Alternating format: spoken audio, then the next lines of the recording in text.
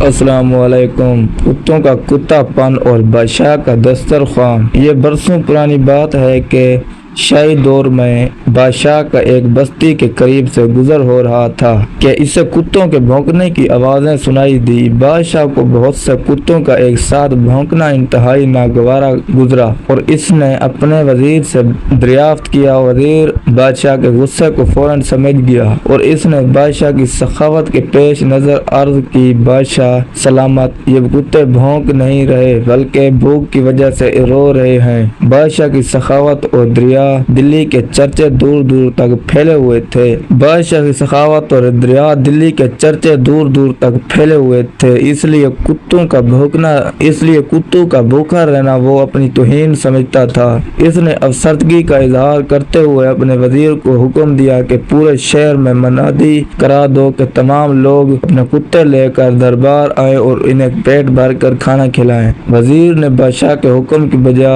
آوری کرتے ہوئے پورے شہر میں یہ اعلان کر دیا، لوگ کتے لے کر دربار میں آئیں۔ اگلے روز بادشاہ نے تمام کتوں کے لیے انتہائی اعلیٰ قسم کا کھانا تیار کروایا۔ وقت کی پابندی کے پیش نظر تمام لوگ کتوں کو لا چکے تھے۔ اب کھانا تیار ہو چکا تھا اور کتوں کے لیے رنگ برنگے کھانے سجا دیے گئے، لیکن جب کتوں کو کھانے پر چھوڑا گیا تو تمام کتے ایک دوسرے کے ساتھ لڑ پڑے۔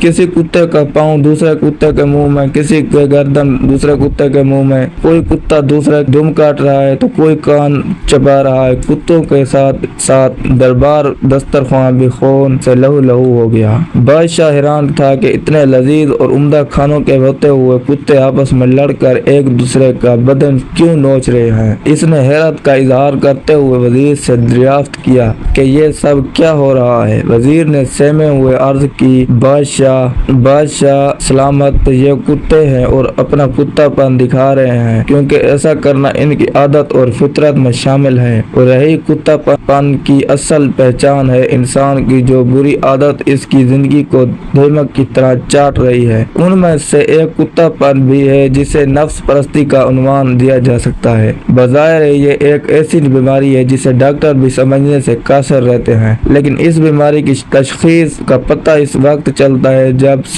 سیمیناروں، مذاکروں، کانفرنسوں اور دوسرے قسم کے تقریبات کے بعد کھانا کھلتا ہے تو یہاں تک کہ لوگ تقریر سننے کے بجائے کھانے پر ٹوٹ پڑتے ہیں۔ چند منٹوں میں طرح کی روز آزمائی جیسے لوگوں کو آج ہی کھانا ملا ہے، حالانکہ قسمت میں جو لکھا ہے وہ انسان کو مل کر ہی رہتا ہے، اور قسمت کا لکھا انسان ہر صورت میں کھاتا ہے۔ کھانا ضروری کھانا ہے چاہیے، مگر انسانوں کی طرح کھانا چاہیے۔ اور یہ ویڈیو اگر آپ کو اچھی لگی ہو تو چینل کو سبسکرائب اور ویڈیو کو لائک ضرور سے کریں۔